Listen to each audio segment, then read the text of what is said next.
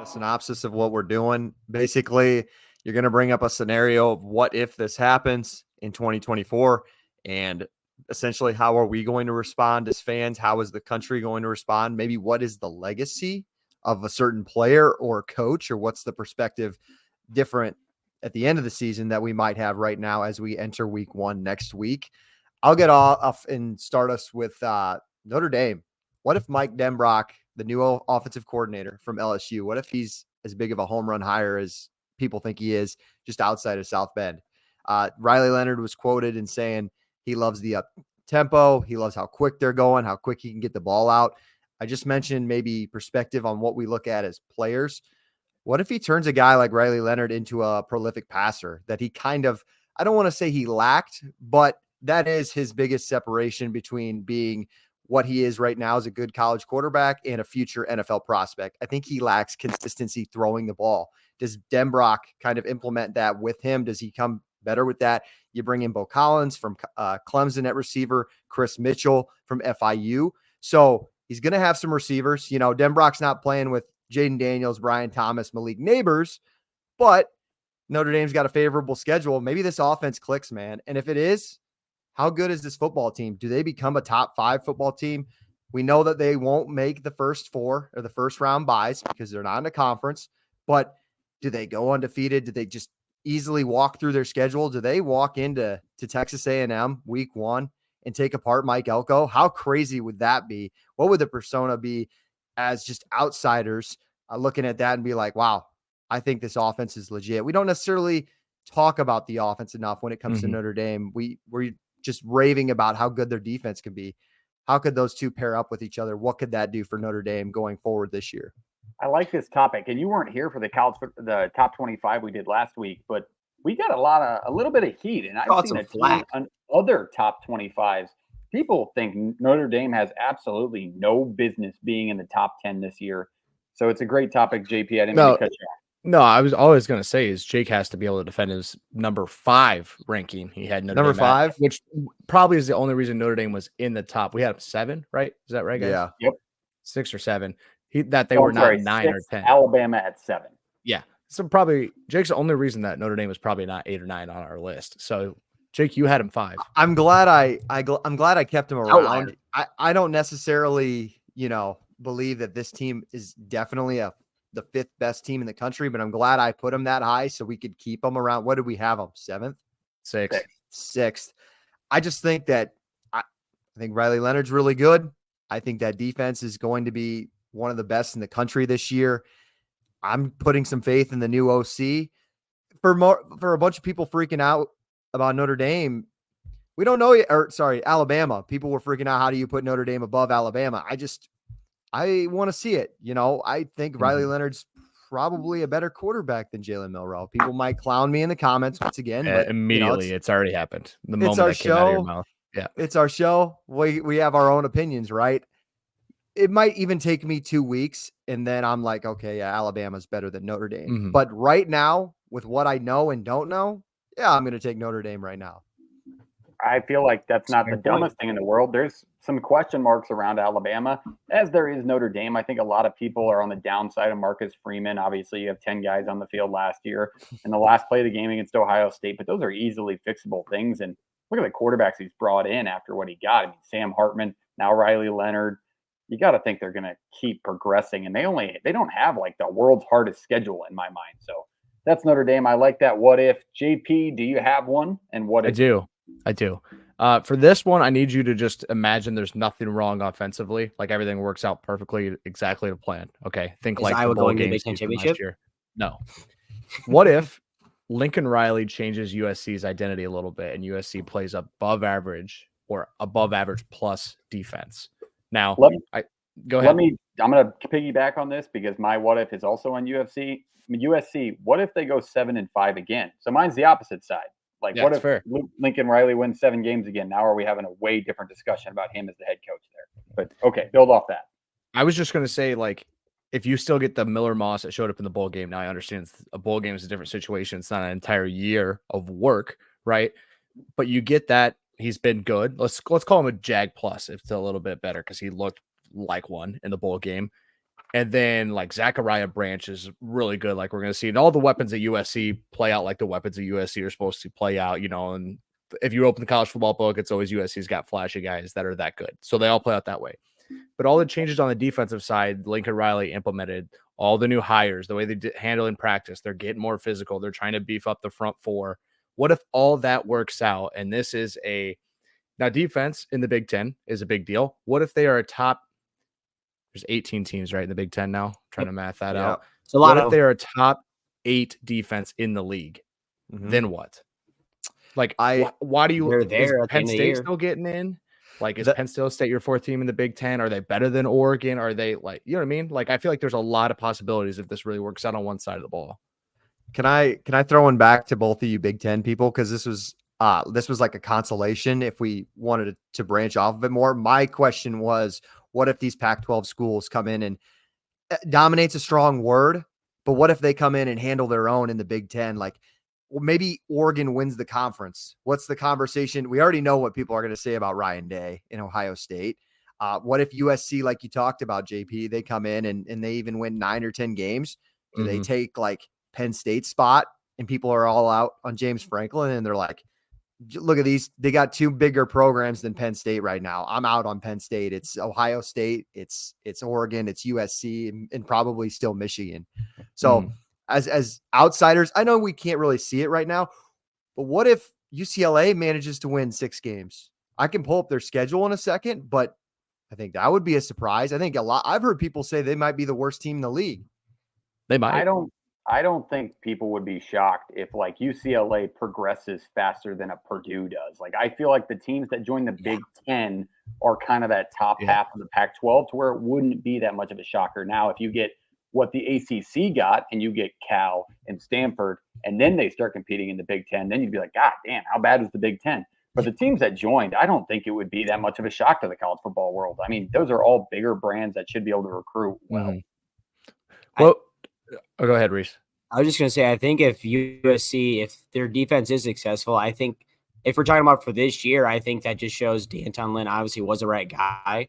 Then I think if you're a USC fan, you have tremendous faith in your future because you have Lincoln Riley, the offensive mind, and now you're finishing that defense.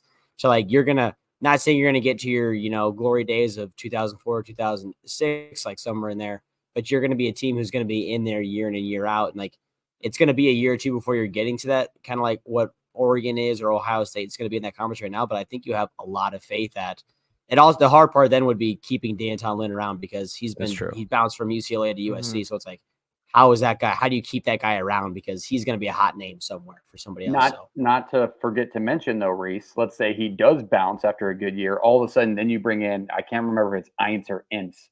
Matt Entz, the old head coach from North Dakota State, he's coaching linebackers there. Like, I don't know if we've seen a coaching staff go all in on a new brand of football than USC has on defense. Like, they have a second option. I was going to say that's a way too close to being an elite football team. Like, I think he's been like, we got something completely new, something I've never thought I'd handle it this way, but I have to handle it this way now.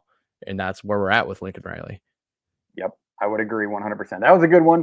USC is an interesting one, and we'll follow them all year long. Let's go down to Reese. Reese, do you have a what if prepared? If not, we can kind of build. Yeah, I kind of just thought of one. I think this is a fun one. It's what if Ole Miss is able to win the SEC this year, and they're in their top 4 at the end of the year. Like, is this like a 2019 LSU where it's kind of like a one and done glory, or is it like a sustainable thing where like we saw with, LSU, you have Joe Burrow, you had Justin Jefferson, Jamar Chase, Thaddeus Moss.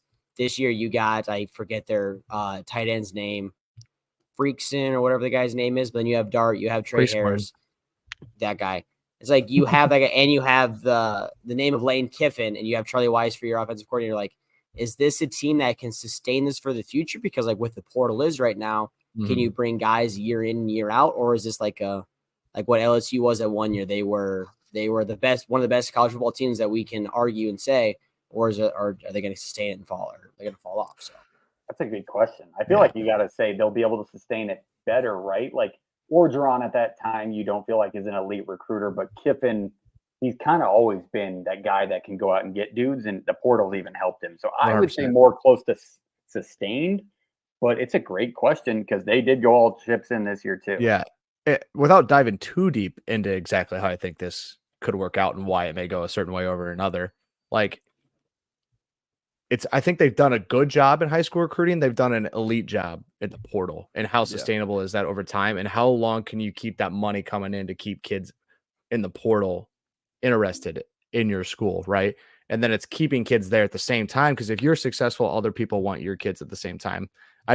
There's so much that built up to this. Like, you kind of saw Auburn do the exact opposite of what Ole Miss did this year. They go, Auburn, I can wait a year or two and then buy all in. So I like the question, Reese, because I mean, honestly, like, it's completely dependent on all these guys that have been around and veterans. It's like, I have no idea. I think what helps too is obviously the departure of Nick Saban, because right now you still have Kirby Smart at the top, but they didn't make the playoff last year, even though they should have. So he's still kind of like the top coach.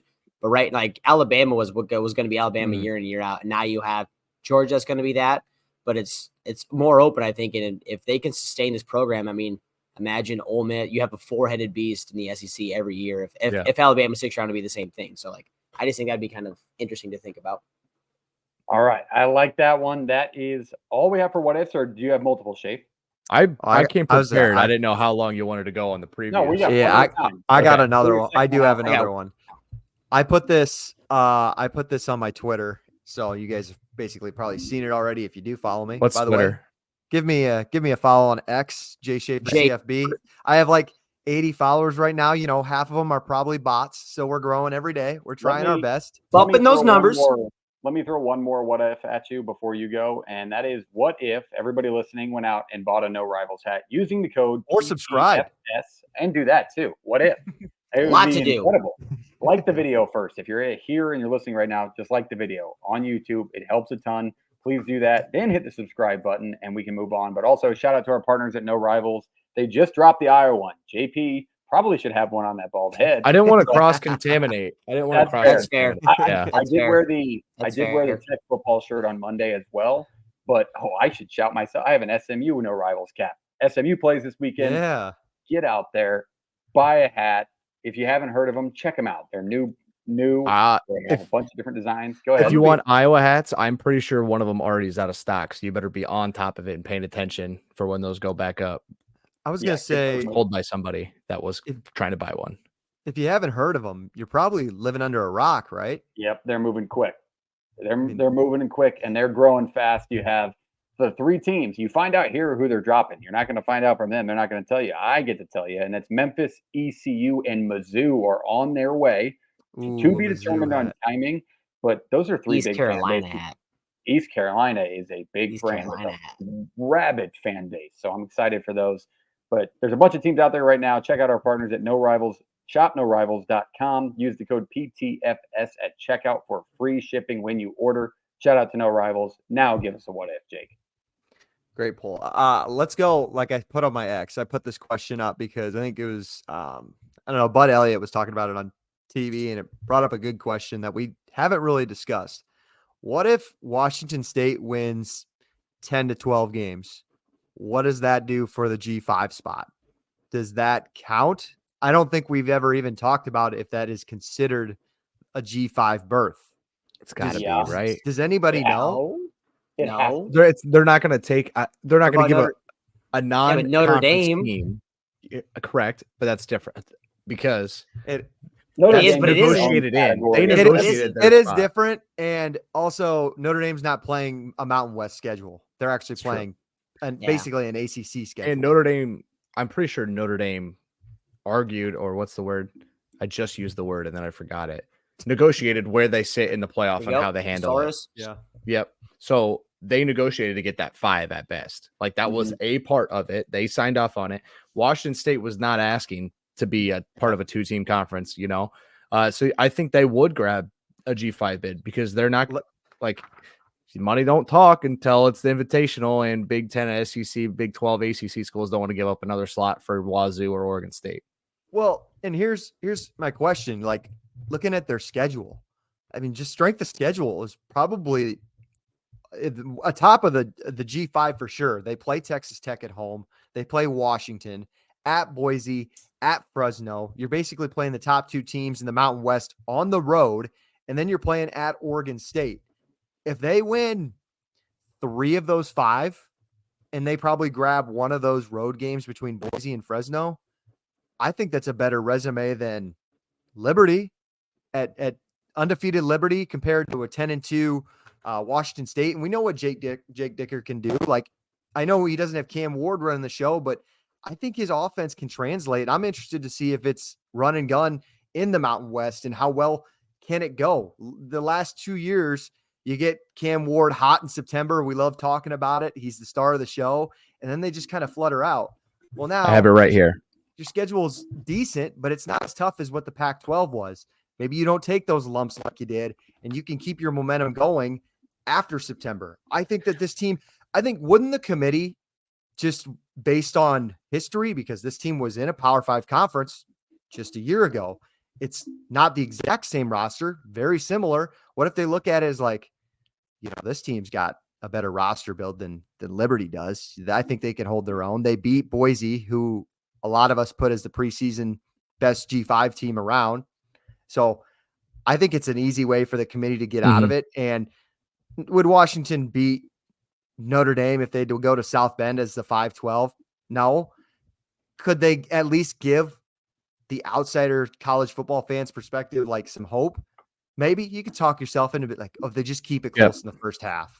Everyone's going to give up on the other G5 teams. You brought up SOS, strength schedule here. I have Liberties here. I want you to remember something. It's terrible. I remember there are 134 teams in the country. 134. Liberties, 134. Oregon State, 75. Wazoo, 100. So they both really they didn't even crack the top 100. That surprises me. Yeah, it's going to raise a conversation at the end of the year. Let's just throw out a team that's supposed to be better in a smaller G5 or a different G5. Yeah. Like Bowling Green, if they're 11-1 and Wazoo is 10-2, you also think the committee is going to be like, all right, Wazoo's fan base is going to give us a better I'm kind of having fun with this. Can I pull up Bowling Green schedule too, just so we have it for reference? That's my MAC school. Well, and I was going to say too, why don't I bring up Oregon State?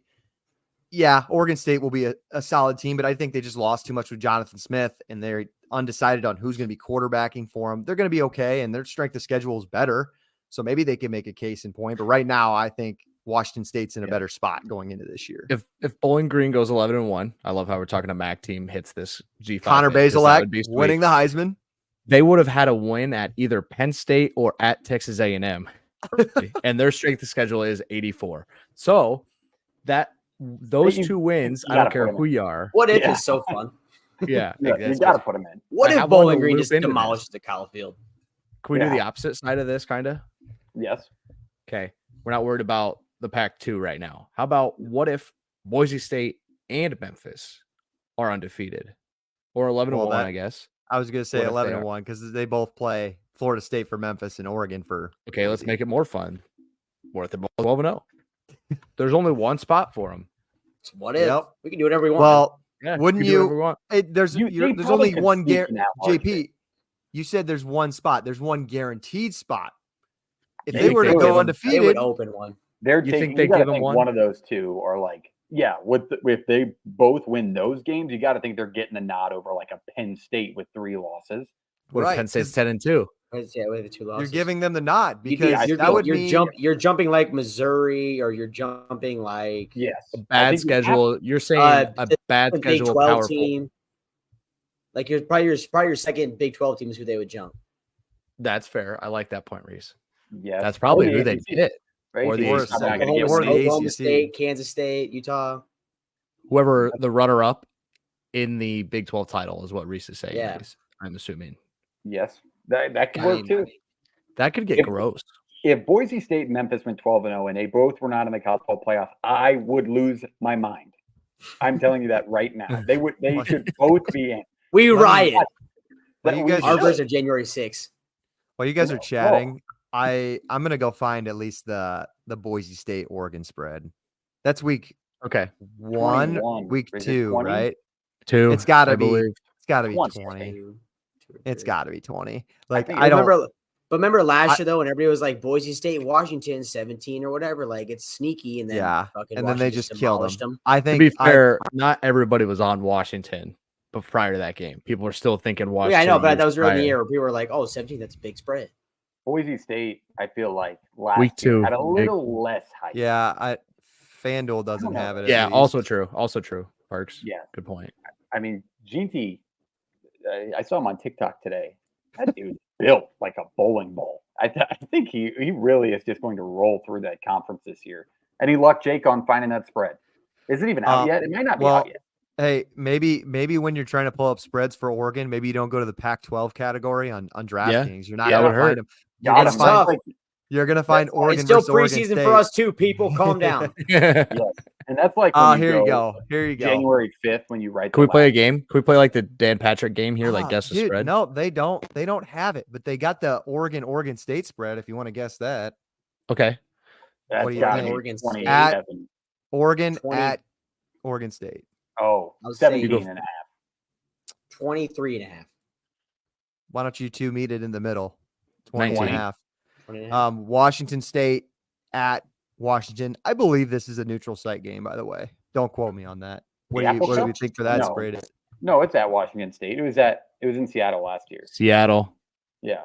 but not Seattle like University of Washington. Seattle like what do they call that? CenturyLink or whatever. Oh, Lubin? it's at the Seahawks Stadium. Correct. Yeah. Why is Yeah. it neutral sided this year? Damn. You got to feel like you're getting gypped if you're Wazoo. Just goes. What do you think Wazoo is an Gotta be. underdog, obviously. 17. Bud Elliott swore that they wouldn't even be dogs to him. 5. It's 8. So they got a shot. They win that game, they go 2-0. Well, I think they play Texas Tech. We're They deep might down play this Texas one, by Tech the way. after that one. But yeah, So is I don't there- know. We can keep it's a good swimming one. down this hole. Are they? I guess I don't know this. Is maybe something I should know. But are they doing like a Pac-2 championship? Like whoever wins that matchup, I don't is believe not so. a conference champion that's recognized, but like on their own. They I should. Okay. Because Make they it a play each trophy other in game. the preseason. Or the That'd be preseason. sweet. They play each other during the year, so I don't think they decided to I add just another don't. one of us rematch automatically. Do you think if they could redo it all over again, do you think they just join the Mountain West entirely? Because they could win the Mountain West conference championship. Maybe they go 10-2, 11-2 by winning the conference title. They would have a much No. better shot because of recency I think they're bias holding out hope. to Yeah. join Yeah, a different yeah, they do. conference. Yeah, Probably. I think I think maybe. I'd be just be putting a band-aid on a wound and wouldn't be doing a whole lot. You're just trying to fix something early. Yeah. All right. Parks, you have another one? I want to do one more. All right. Let's do one more. Unless Jake This has one a a better one. little Jake. quicker. No, like no, yours? I went through all mine. Those are my 3. Okay, I that wrote went down through. 4, but Reese, do you have another one that you really like? That's not. I mean, I have one, but it's not that great. Okay. I think this one could change a lot. What if Miami ends up having a great secondary? What if the one question mark about this football team is the secondary, where it might be average or below average? What if it's great? Like, what if we're just wrong? And It's, they now have shored up the front 4 and the back 7 on defense, and then added in every piece on the offense that clicks, and Martinez, Ward, Restrepo, So all yeah, these are guys. you still inferring This is an assumption. Yes. Back that to the what we did with offense, USC. the yes. offense will work? Okay. Okay. Then this is a top 10 team. I think they're probably winning the ACC then, because that Is would it a top 10 team or is it a team that can fight for a title? That's where I was trying to get. Is like, do they break that barrier in that mold where it's like, because we said what, top 7 last week, guys? yeah. It's like outside of the top 7 in ours, we I didn't think think anybody fighting would for win a a You title. said title top is 15. tough. You said outside the top 15, and JP, you said But I'm Miami saying- was Yeah. the one team I'm outside the saying- top 15. Yeah. From our top 7 or top 25 last week, the top 7 teams, we were the only, they were like, that's where we drew the line. We said there's a gap now. Oh, okay. From 7 As to 8. actual title contenders. Correct. Yes. But I think Okay. if this hits, they now become a legit title contender, because Absolutely. if it jumps from a massive question mark to elite, again, this is a what if. I can do whatever I want with it on the leap. If they are then really good, like bordering on elite or elite,